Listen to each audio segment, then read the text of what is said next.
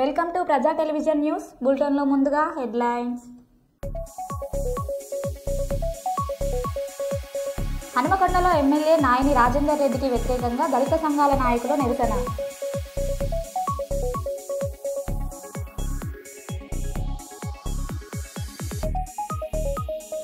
మార్వాడీలు ఒక పక్క తెలంగాణను దోచుకుంటుంటే మరోపక్క షాపింగ్ మాల్లు ప్రజలను బురిడీ కొట్టిస్తూ కోట్లలో దండుకుంటున్న వైనం.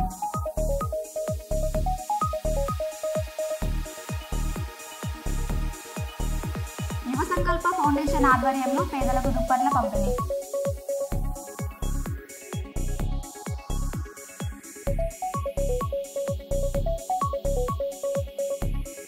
తిరుమల శ్రీవారిని దర్శించుకున్న రాష్ట్రపతి ద్రౌపది ముర్ము.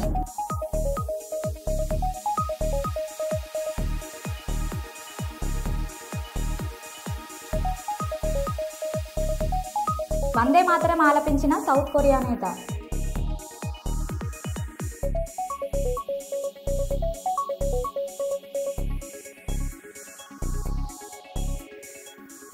ఇక వివరాల్లోకి వెళ్తే, రోడ్డు ప్రమాదాలను నివారించేందుకు మరియు వాహనదారులను అప్రమత్తం చేసేందుకు కరీంనగర్ ఎల్ఎండి పోలీసులు సరికొత్త ఆలోచనతో ముందుకొచ్చారు. కరీంనగర్ పోలీస్ కమిషనర్ ఆదేశాల మేరకు తిమ్మాపూర్ మండలంలోని రాజీవ్ రహదారిపై ప్రమాదకరమైన మలుపులు, జంక్షన్ల వద్ద ట్రాఫిక్ పోలీసులను పోలి ఉండే ట్రాఫిక్ పోలీస్ బొమ్మలను ఏర్పాటు చేశారు. ప్రమాదాల నివారణ కోసమే శాఖాపరంగా ఈ చర్యలు చేపట్టామని, వాహనదారులు తప్పనిసరిగా ట్రాఫిక్ నిబంధనలు పాటించి సురక్షితంగా గమ్యస్థానాలకు చేరుకోవాలని పోలీసులు సూచించారు.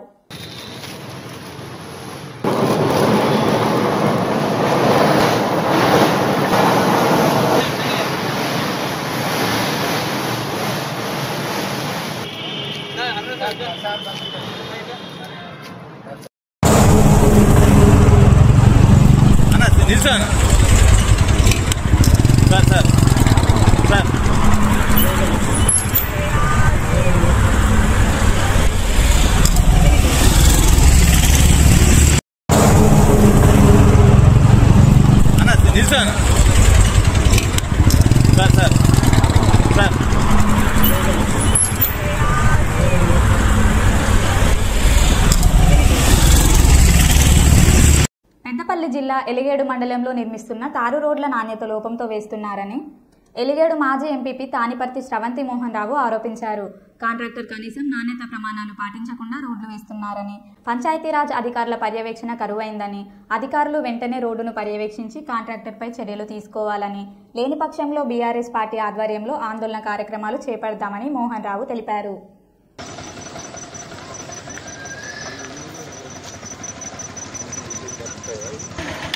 కంకర ఇక్కడ దాకేసి నేను కంకర ఇక్కడ దాకేసి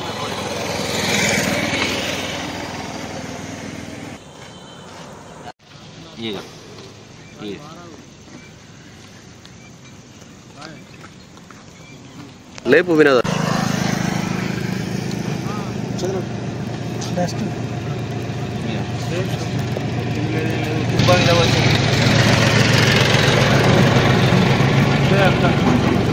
పంట దుబ్బే ఉండదు.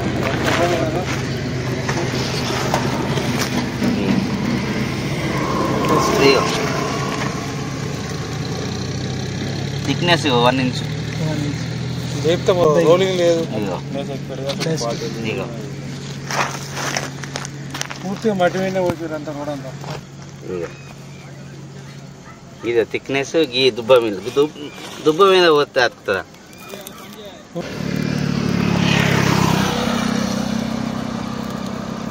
పూర్తి మట్టి మీద పోతుంది, కంకర లేదు, రోడ్డు మీద రోడ్డు పోతుంది. మీరు చూస్తుంటే ఒకసారి గమనించవచ్చు, ఇక్కడ అట్టుగానే లేచిపోతుంది. ఇది ఇగో మట్టి మీద, ఈ మట్టి మీద తారు వేస్తే ఆగుద్దా? 1 ఇంచు ఎంత థిక్ లేయర్ ఉండాలి ఈ మట్టి మీద? ఈ మట్టి మీద వేస్తే ఆ తారు ఆగుద్దా? ఇవన్నీ ఎన్నేళ్ళ మన్నికి ఉండాలి ఇది రోడ్డు? ఇన్ని కోట్ల ప్రజల ధనాన్ని దుర్వినియోగం చేస్తున్నారు. దయచేసి ఇప్పటికైనా అధికారులు పట్టించుకొని మా యొక్క రోడ్డును పటిష్టంగా నిర్మించేలా చర్యలు తీసుకోవాలని మేము కోరుకుంటున్నాం. ఇదే కాంట్రాక్టర్ ఇప్పుడు సుల్తాన్పూర్ నుంచి ఏడికి వేస్తున్న రోడ్డులో ఇది థిక్నెస్ పాతది. ఇది లాలపల్లికి ఇప్పుడు ఎత్తున్న కొత్త రోడ్డు థిక్నెస్ చూడండి, మీరే ప్రజలారా గమనించండి ఎంత దీనికి ఎంత వ్యత్యాసం ఉందో. ఇది ఆ థిక్నెస్. ఎలిగేడు మండల కేంద్రంకు లాలపల్లె నుండి చీమలపాట వీధిగా జూలపల్లి వెళ్ళే రహదారి మరి కొన్ని కోట్ల రూపాయలతో ఈరోజు ఇక్కడ పర్యవేక్షించిన సందర్భం లేదు. ఇట్లా తీస్తే తెప్ప రోడ్డు పూర్తిగా మరి రావడం జరుగుతుంది. మరి దీనికి ఈ వేసిన రోడ్డు ఆల్రెడీ మొన్ననే బీటీ రెన్యువల్ కింద ఒక సంవత్సరం కిందనే బీటీ రెన్యువల్ కింద రావడం జరిగింది. మరి రోడ్డు మీదనే మళ్ళీ తిరిగి రోడ్ వేసి మరి పూర్తిగా కాంట్రాక్టర్లు మరి ఈ విధంగా మరి అక్కడ సదరు అధికారులు ఎక్కడ కూడా కనీసం పర్యవేక్షించిన సందర్భం లేదు. ఎక్కడ కూడా పర్యవేక్షించకుండా రోడ్ వేస్తే మరి దీన్ని ఎన్ని రోజులు మన్నిక ఉంటుంది ఇటువంటి రోడ్లు. మరి ఏ ప్రజాప్రతినిధి కూడా కనీసం పట్టించుకోలేదు. స్థానికంగా ఉన్న కాంగ్రెస్ ప్రభుత్వంలో మరి ఇటువంటి దుర్భర స్థితి నెలకొన్నది. దీంతో పాటుగా ఎందుకంటే ఇప్పుడున్న రాత్రి రోడ్ వేయడం అనేది మరి ఎటువంటి సంకేతాలు ఇస్తుంది ఇక్కడ సదరు కాంగ్రెస్ ప్రభుత్వంలో. ఇక్కడ కాంట్రాక్టర్లే కానీ ఎక్కడ కూడా పర్యవేక్షణ లేదు. మండలంలో 12 గ్రామాలలో వేస్తున్న రోడ్లు డాంబర్ రోడ్లు, బీటీ రోడ్లు మరి ఎమ్మెల్యే గారు కూడా కనీసం వారికి కాంట్రాక్టర్లకు ఏం చెప్తుండో అర్థమైతే లేదు కానీ వేసుకుంటూ పోతూనే ఉన్నారు. కానీ ఎక్కడ పర్యవేక్షణ లేదు. ఏ అధికారి కనీసం రోడ్డు దగ్గరికి వచ్చి ఎక్కడ కూడా చూసిన సందర్భం లేదు. రాత్రి ఈ రోడ్ అయితే మరి లాలపల్లి రాత్రి వేసేది. ఇది మరి తెల్లవారుగా చూస్తే మొత్తం వంకర్లు, ఒక 5-6 వంకర్లు ఉన్నాయి. వంకర్లతో కూడితే జరిగే ప్రమాదాలకు ఎవరు బాధ్యులవుతారు?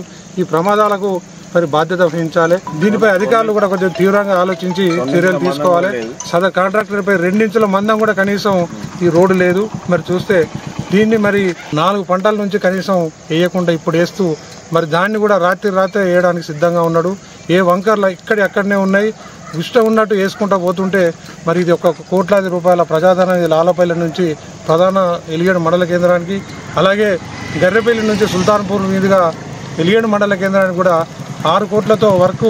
అది కూడా మరి ఇలాగే ఇన్ని వంకర్లు ఉన్నాయో మాకే తెలియదు. అది మరి అటువంటి వంకర్లు తీయకుండా రోడ్ ఎత్త మాత్రం తీవ్రమైన ప్రజాగ్రహానికి గురవుతారు. కాంట్రాక్టర్లు అయినా ప్రభుత్వం అయినా మరి ప్రమాదాలకి ఇవన్నీ ఎవరు బాధ్యులవుతారో తప్పకుండా చర్య తీసుకోవాలి. ఈ చర్యలు తీసుకోకపోతే మేము ప్రభుత్వ అధికారులు కలెక్టర్ గారిని కలిసి రేపు ఎల్లుండి లోపలనే కలెక్టర్ గారికి ఈ రోడ్లపై మరి తప్పకుండా కష్టం. ఎలిగేడు, సుల్తాన్పూర్, నర్సాపూర్ అలాగే షాయంపేట మండలం నేరేడుపల్లి, ప్రగతి సింగారం, వసంతాపూర్ మరియు కొప్పుల గ్రామాలలో భూపాల్పల్లి ఎమ్మెల్యే గండ్ర సత్యనారాయణరావు పర్యటించారు. ఆయా గ్రామాల్లో ఐకేపీ, PACS ఆధ్వర్యంలో ఏర్పాటు చేసిన వరి ధాన్యం కొనుగోలు కేంద్రాలను ఎమ్మెల్యే ముఖ్య అతిథిగా హాజరై ప్రారంభించారు. అనంతరం ఎమ్మెల్యే మీడియాతో మాట్లాడారు. అదేవిధంగా ప్రగతి సింగారం, వసంతపూర్, కొప్పుల గ్రామాల్లో వడ్ల కొనుగోలు కేంద్రాలు మనము ప్రారంభించడం జరిగింది. ఈ సందర్భంగా రైతు సోదరులకు కానీ పంటలు నడిపేటువంటి సంస్థలకు నేను విజ్ఞప్తి చేస్తున్నాం. ఏదైతే వడ్ల కొనుగోలు కేంద్రాలు నడిపేటువంటి వారు గౌరవ ముఖ్యమంత్రి రేవంత్ రెడ్డి గారు, సివిల్ సప్లై శాఖ మంత్రివర్యులు ఉత్తమ్ కుమార్ రెడ్డి గారు వారు పెట్టినటువంటి నియమ నిబంధనలు తూచా తప్పకుండా అమలు చేయాలి. అమలు చేయకపోతే ఈ ప్రభుత్వం కఠినమైన చర్యలు కూడా తీసుకోవడం జరుగుతుంది. ఒకటే కోరుతున్నాం, ఈరోజు RPM వరికోత మిషన్ వారు 18 నుంచి 20 నంబర్ మీద పెట్టి B2 A1 పెట్టి బ్లోయర్ ఆన్లో ఉండాలి. ఉంటే తాల్ రాదు. అది రాకుండా చూసుకోవడానికి రైతు ఆ వరికోత మిషన్ నంబర్ ఎక్కి ఇవి చెక్ చేసుకోవాలి. బ్లోయర్ ఆన్లో ఉందా లేదా, 18 నుంచి 20 నంబరు RPM ఉందా లేదా, B2 A1 ఉందా లేదా, ఇవి చెక్ చేసుకున్నాకనే వరికోత మిషన్ స్టార్ట్ అయ్యే విధంగా చూడాలి. ఎందుకంటే వాడు 15 నంబర్ మీద పెట్టి కొడతా అంటాడు, 20 నంబర్ పెడితే వడ్లు పోతాయి అంటాడు. వడ్లు పోతాయనంటే శాస్త్రజ్ఞులు, సైంటిస్టులు దీనికి 18 నుంచి 20 నంబర్ పెట్టి కోత కొయ్యాలని చెప్పి సైంటిస్టులు కనిపెట్టారు ఈ వరికోత మిషన్. అది కాకుండా వాడిని డీజిల్ మిగిలే కొరకు, డీజిల్ కన్జంప్షన్ కొరకు 15 నంబర్ పెట్టడం వల్ల తాలు తడకచ్చేసి ఈ తాలు పేరు మీద రైస్ మిల్లు వాళ్ళు దోపిడీ చేసి రైతులకు రక్తం తాగుతున్నారు. కనుక ఈరోజు దీనికి లోకల్ సబ్ ఇన్స్పెక్టరు, CI, తహసీల్దార్, వ్యవసాయ అధికారులు వీళ్ళు ముగ్గురు కూడా వాళ్ళతో మీటింగ్ పెట్టుమన్నాం. వాళ్ళు కనుక తప్పు చేస్తే, రైతులు కనుక కంప్లైంట్ ఇస్తే ఆ మిల్లును సీజ్ చేసి వాళ్ళ మీద చర్యలు తీసుకుంటారు. తేమ శాతం 17 ఉండాలి. ఎందుకంటే ఇప్పుడు చలికాలమే కనుక ఎండలు ఉన్నాయి, తేమ శాతం ఉంటుంది. తాలు ఇది పట్టవలసిన అవసరం ఏం లేదు. ప్రతి ఒక్కడు కూడా మనం కోత మిషన్తోనే కోసుకుంటున్నాం కనుక ఈ ఆర్పిఎం 20 నంబర్ మీద పెట్టి కోస్తే తాలు రాదు. వచ్చి కాంటా వేసుకున్న తర్వాత ఎవరైతే రైతు సంఘం నడిపినా, మ్యాక్స్ నడిపినా, పిఏసిఎస్ నడిపినా, ఐకేపీ నడిచిన వాళ్ళు కాంటా అయిన వెంటనే రిసీట్ రైతుకి ఇచ్చేయాలి. ట్రక్ షీట్ బుక్కులకు వెళ్ళి రిసీట్ కాంటా ఎంత అయితే జోకి అంత రిసీట్ ఇచ్చేస్తే రైతు ఇంటికి వెళ్ళిపోవాలి. రైతు వడ్లు పోయేదాకా ఇడుండో లేకపోతే మిల్లుకు పోయేదాకా మిల్లు దగ్గర చుట్టూ తిరగడమో రైతుకు సంబంధం లేదు. ఆ మిల్లోడేమన్నా కిలో 2 కిలోలు కట్ చేసుకున్నా ఈ సెంటర్ నడిపే వాళ్ళే బాధ్యత వహించాలి. లేకపోతే ఇక్కడ ఎవరన్నా దొంగలు బస్తాలు ఎత్తుకపోయినా కూడా సెంటర్ వాళ్ళే బాధ్యులు. రైతు మీద రుద్దితే మాత్రం కఠినమైన చర్యలు ఉంటాయి. ఇది డీసీఓ నుంచి ఇప్పుడు ఎవరో అధికారి వచ్చారు, డిఎం సివిల్ సప్లై ఉన్నాడు. అదేవిధంగా ఇది జిల్లా కలెక్టర్లు, పోలీస్ వాళ్ళతో మీరు విజిలెన్స్ టాస్క్ ఫోర్స్ అందరు కూడా తిరుగుతున్నారు. తహసీల్దార్ తిరుగుతాడు, ఎంఆర్ఓ ఎంపీడీఓ తిరుగుతారు, పోలీస్ కూడా తిరుగుతుంది, వ్యవసాయ అధికారులు కూడా తిరుగుతారు. దీంట్లో ఏమాత్రం తేడా వచ్చినా కమలాపూర్ రైస్ మిల్లోనికి ఏ గతి పట్టిందో ఆ గతి పడుతుంది. తప్పు చేసినోని ఎవరిని వదిలేది లేదు కనుక దీన్ని అన్ని కూడా నియమ నిబంధనలు పాటించాలని నేను కోరుతున్నా. ఇలా సంఘం ఇక్కడనే 2 తీసుకున్నారు. ఒక రైతు సంఘం, ఒకటి 2 రైతు సంఘాలు, 2 రైతు సంఘాలు. ఏదన్నా కానీ దీన్ని పాటించి అమలు చేయండి.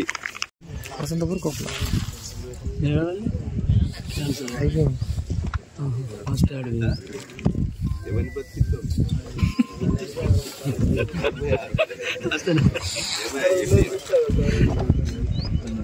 జూబ్లీ హిల్స్లోని టీటీడీ మాజీ చైర్మన్ వైవి సుబ్బారెడ్డి ఇంట్లో నుండి వెళ్లిపోయిన ఏపీ సిట్ అధికారులు. తిరుమల లడ్డు కల్తీ నెయ్యి వ్యవహారంలో వైవి సుబ్బారెడ్డిని ఉదయం నుండి ప్రశ్నిస్తున్న సిట్. ఇప్పటికే వైవి సుబ్బారెడ్డి మాజీ పిఏ చిన్న అప్పన్న స్టేట్మెంట్ రికార్డ్ చేసిన సిట్ అధికారులు. చిన్న అప్పన్న స్టేట్మెంట్ ఆధారంగా సుబ్బారెడ్డిని ప్రశ్నించిన సిట్ అధికారులు.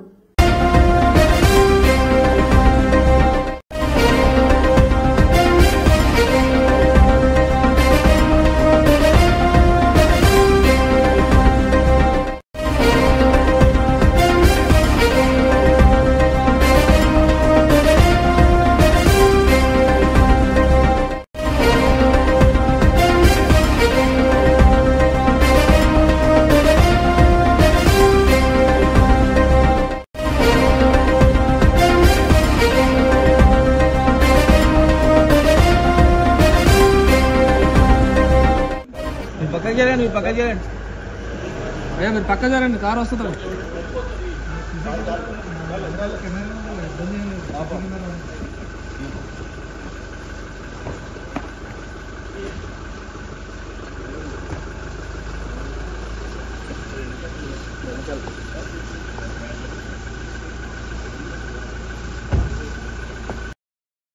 ఎన్టీఆర్ జిల్లాలో రేషన్ డిపో కేటాయింపులో పెద్ద స్కామ్ బయటపడింది.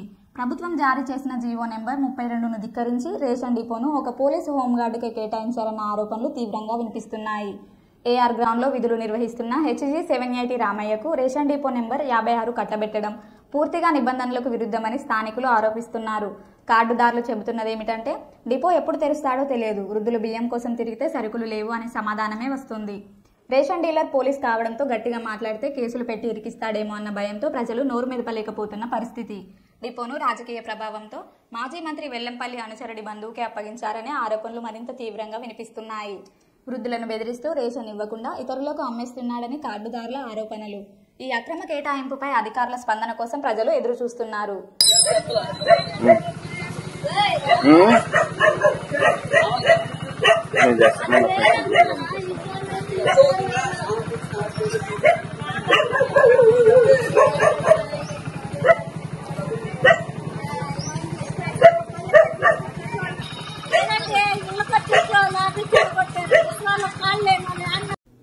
వరంగల్ విద్యుత్ సంస్థ టీజీ ట్రాన్స్కో మీటింగ్ టీఎస్పీఈయు 1535 యూనియన్ ఆధ్వర్యంలో కొత్తగా ఇతర యూనియన్ల నుండి 35 మంది ఆర్టిసన్ ఉద్యోగులు టీఎస్పీఈయు 1535 యూనియన్లో జాయిన్ అయిన వారు వారిని ఉద్దేశించి సెంట్రల్ కమిటీ అధ్యక్షులు మరియు 1535 యూనియన్ ఫౌండర్ ఎంఏ వజీర్ గారు, ఎన్పీడీసీఎల్ సెక్రటరీ ముడిక శ్రీనివాస్ గారు మరియు state additional secretary M Sridhar garu, అలాగే BTPS regional secretary R Ramachandar garu పాల్గొని ఆర్టిసన్ కార్మికుల సమస్యల గురించి మాట్లాడడం జరిగినది.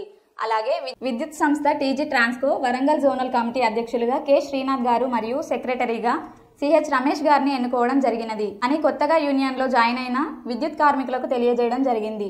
మిగిలిన కార్యవర్గాన్ని త్వరలో ఎన్నుకుని కార్మికుల సంక్షేమమే ధ్యేయంగా ముందుకు వెళ్తామని ఎన్నికైన సభ్యులు తోటి ఆర్టిసన్లను ఉద్దేశిస్తూ మాట్లాడారు. వరంగల్ జోన్లో ట్రాన్స్కో నుంచి తర్వాత ఎన్పీడీసీఎల్ నుంచి ఆర్టిసన్ కార్మికులు ఈరోజు మా సంఘంలో మా కుటుంబ సభ్యులుగా చేరడం చాలా సంతోషకరంగా ఉన్నది. అదే మాదిరిగా ఇప్పుడు బాధ్యతలు చేపట్టినటువంటి శ్రీనాథ్ గారు కానీ రమేష్ గారు కానివ్వండి, వీరు దినదినగా అభివృద్ధి చెందుతూ వీరందరికీ సభ్యులందరినీ ఒక తాటి మీదకి తీసుకొచ్చి మన సమస్యల సాధనకై వీరందరూ కృషి చేస్తారని మేమంతా ఆశిస్తున్నాము. మీ అందరికీ తెలుసు, ఈ యూనియన్ పుట్టి 30 సంవత్సరాలు అవుతుంది. ఇది రికగ్నేషన్ యూనియన్. ఈ యొక్క పవర్ సెక్టార్లో 4 సంఘాలు రికగ్నేషన్ ఉంటాయి. 4 మంది ఒకటి. మన వేజ్ రీజన్లో కానీ ప్రతి దాంట్లో కూడా మనం పాల్గొంటాము. అదే మాదిరిగా గుర్తింపు పొందినటువంటి సంఘం ఎక్కువ కూడా మన సభ్యులు ఎక్కడ ఉన్నారంటే జంకోలో ఖచ్చితంగా మేమంతా కూడా కాంట్రాక్ట్ కార్మికుల నుంచి రెగ్యులర్ అయినటువంటి వాళ్ళము. 1998 మార్చి 17న 5,000 మందికి 1535 ఆధ్వర్యంలో ఒకే ఒక అప్పుడు ఈ కాంట్రాక్ట్ కార్మిక సంఘాలే లేవు ఏపీఎస్సీబీలో. ఆ ఏపీఎస్సీబీలో కాంట్రాక్ట్ కార్మిక సంఘం అనేది ఉండేదంటే అది ఒక 1535 ఉండేది. అది 1977 నుంచి పనిచేసింది.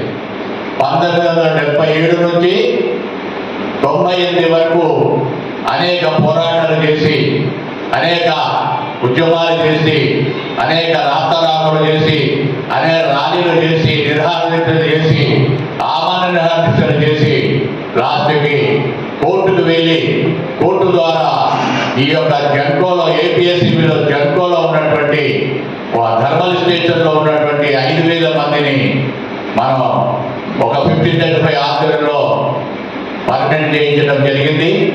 ఆనాడు కూడా మజ్దూర్ అనేది నామకరణం చేశారు. డిగ్రీ ఉన్న వాళ్ళకు కూడా మజ్దూరే ఇచ్చారు. దాని తర్వాత కన్వర్షన్ అనేది మనం సాధించుకున్నాము. మళ్ళీ కోర్టుకు వెళ్ళి కన్వర్షన్ తీసుకున్న తర్వాత మరి డిగ్రీ ఉన్న వారికి ఎల్డీసీ ఇచ్చారు, డిప్లొమా ఉన్నవాడికి సబ్ ఇంజనీర్ ఇచ్చారు, ఐటీఐ ఉన్నవాడికి మరి జేపీఐ ఇచ్చారు. ఈ విధంగా ఏమి లేని వాళ్ళకి మరి సీపర్ పోస్ట్ ఇచ్చారు. ఇలా అభివృద్ధి చెందుతుంటే మరి దినదిన అభివృద్ధిగా మరి కార్మికులందరికీ ఒక మనోభావం దెబ్బతీయకుండా వాళ్ళందరి యొక్క సంతోషాన్ని పరంగా పనిచేసిన 1535 యూనియన్ ఎప్పుడైతే కన్వర్షన్ సాధించామో ఈరోజు ఏడీలు కూడా అయ్యారు, డిఈలు కూడా అయ్యారు. ఒక సబ్ ఇంజనీర్ నుంచి కార్మికుల ఐక్యత, కార్మికుల ఐక్యత. 1535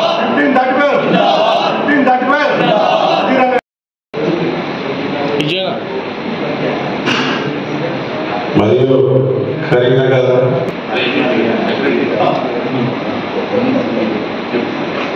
ఎంపీడీ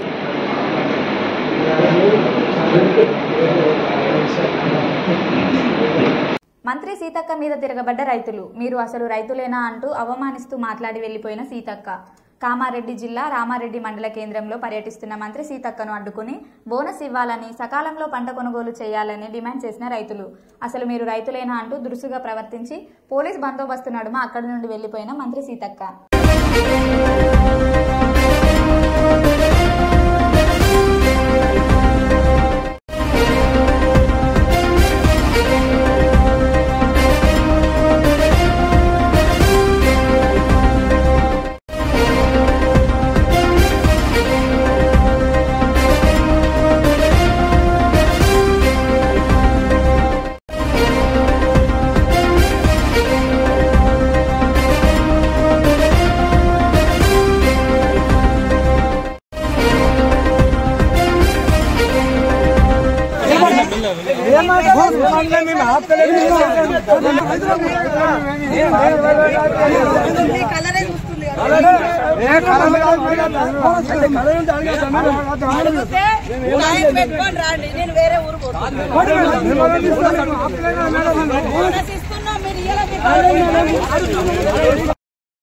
కరీంనగర్ జిల్లా జమ్మికుంటలో ప్రెస్ మీట్ నిర్వహించిన ఎంపీ ఈటెల రాజేందర్ రైతు సమస్యలపై ప్రభుత్వాన్ని తీవ్రంగా విమర్శించారు.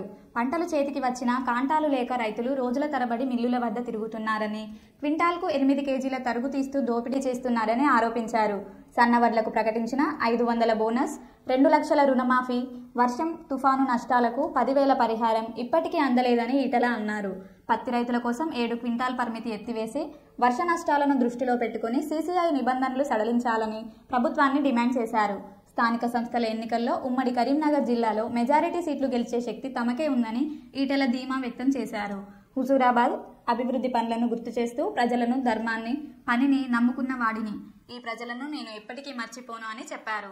తీసే దిక్కు లేదు, సఫాయిలను సరిగా చూసే దిక్కు లేదు. సెంట్రల్ గవర్నమెంట్ నుంచి వచ్చే ఫండ్స్ కూడా గ్రామ పంచాయతీలకు రాక జీతాలు కూడా ఇవ్వలేని పరిస్థితిలో ఉన్నాం. ఇప్పటికైనా ప్రభుత్వం తక్షణమే గ్రామ పంచాయతీ ఎన్నికలు జరపాలని చెప్పి డిమాండ్ చేస్తున్నాం. మేము మీ క్యాబినెట్ నిర్ణయం ఏది తీసుకుందో డిసెంబర్ మాసంలో ఓడగొడతా అని చెప్పి తక్షణమే జరపాలని చెప్పి డిమాండ్ చేస్తున్నాం. దాంట్లో భాగంగానే ఇవాళ 25 ఏళ్ళుగా ఈ నియోజకవర్గంతో ప్రత్యక్ష సంబంధం ఉన్నవాడిగా, జిల్లాలో అనేక సంవత్సరాలు జిల్లా పార్టీ అధ్యక్షుడిగా, జిల్లా మంత్రిగా పనిచేసినాం కాబట్టి దీనికి బీఫాములతో సంబంధం ఉండదు. కాబట్టి అనేక మంది, వందల మంది మాతో గతంలో ప్రత్యక్ష పరిచయాలు ఉండి ఇవాళ ఎన్నికలు నిలబడదామన్నా, గెలుస్తామన్నా అని చెప్పి ఇలా అడుగుతూ ఉన్నారు.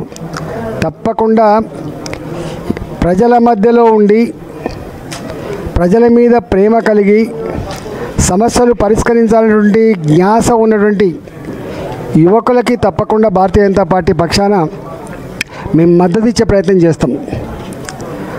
వార్డు మెంబరు వదిలిపెట్టే ప్రసక్తి లేదు, గ్రామ పంచాయతీలు వదిలిపెట్టే ప్రసక్తి లేదు. అన్నిట్లో కూడా పోటీ పెట్టుకొని ప్రజలను మెచ్చినా, ప్రజలు నచ్చినా, ప్రజల మధ్యలో ఉండేటువంటి వాళ్ళకు భారతీయ జనతా పార్టీ గుర్తులు లేకపోయినా, బీఫామ్ లేకపోయినా కూడా మేము సపోర్ట్ చేసి గెలిపించుకునే ప్రయత్నం చేస్తాం. ఉమ్మడి కరీంనగర్ జిల్లాలో అత్యధికంగా వార్డు మెంబర్లు, అత్యధికంగా గ్రామ పంచాయతీ సర్పంచ్ గెలిపించుకునే ప్రయత్నం చేస్తాం. ఆ తదుపరి మండల సచివాలయాలు లేవు. ఇవాళ 3 అంచెల విధానం ఉంటుంది. అసెంబ్లీలు, పార్లమెంట్లు చట్టాలు చేసే అధికారం ఉన్నప్పటికీ కూడా ప్రజలతో నేరుగా సంబంధం ఉండేది ఇవాళ స్థానిక సంస్థలకు మాత్రమే ఉంటాయి. నేను 100 సార్లు చెప్పినాం, నా వార్డు మెంబర్కు ఉండే అవగాహన ఇవాళ సర్పంచ్కు ఉండే ఆస్కారం లేదు, నా సర్పంచ్కు ఉండే అవగాహన ఎంపీపీకి ఉండే ఆస్కారం లేదు, ఎంపీపీలకు ఉండే అవగాహన ఇవాళ ఎమ్మెల్యేలకు ఉండే ఆస్కారం లేదు.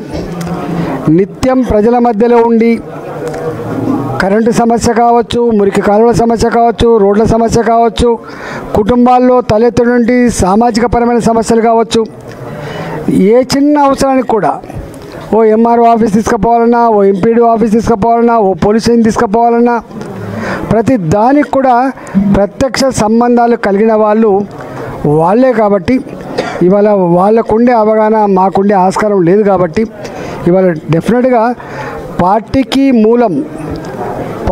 మూలం ఇవాళ పార్టీ యంత్రాంగం ఉన్నప్పటికీ కూడా వార్డు మెంబర్ స్థాయి నుంచి మొదలుపెట్టి జిల్లా పరిషత్ వరకు ఏ పార్టీకి అయితే పట్టు ఎక్కువ ఉంటుందో ఆ పార్టీకి భవిష్యత్తు ఎక్కువ ఉండే ఆస్కారం ఉంటుంది. కాబట్టి ఆ పార్టీ ఎమ్మెల్యే ఎన్నికల్లో, ఎంపీ ఎన్నికల్లో కూడా ఈజీగా గెలుచుకునేటువంటి ఆస్కారం ఉంటుంది. కాబట్టి ఇంతకుముందు చాలామంది అనుకున్నట్టుగా గ్రామ పంచాయతీ ఎన్నికలకు ఇంత ఇంపార్టెన్స్ ఇయ్యరు, మండల పరిషత్తు, జిల్లా పరిషత్లకు అంత ఇంపార్టెన్స్ ఇయ్యరు అనేటువంటి మాట తప్పు. ఈసారి మాత్రం పూర్తి స్థాయిలో మొట్టమొదటిసారిగా ఇవాళ సర్పంచ్ ఎన్నికలు జరుగుతాయి. కాబట్టి పూర్తి స్థాయిలో మా ఆశావాళ్ళు ఎవరైతే ఉన్నారో ఏరి కోరి ఒక్కరినే పెట్టుకునే ప్రయత్నం చేస్తాం, ఇవాళ గెలిపించుకునే ప్రయత్నం చేస్తామని చెప్పి నేను మనవి చేస్తూ ఉన్నా. ఆ తదుపరి వచ్చేటువంటి మున్సిపాలిటీ కూడా మాకు 2 ఉన్నాయి. మున్సిపాలిటీలో కూడా ఇవాళ మరో బులెటిన్లో మళ్ళీ కలుద్దాం. Stay tune.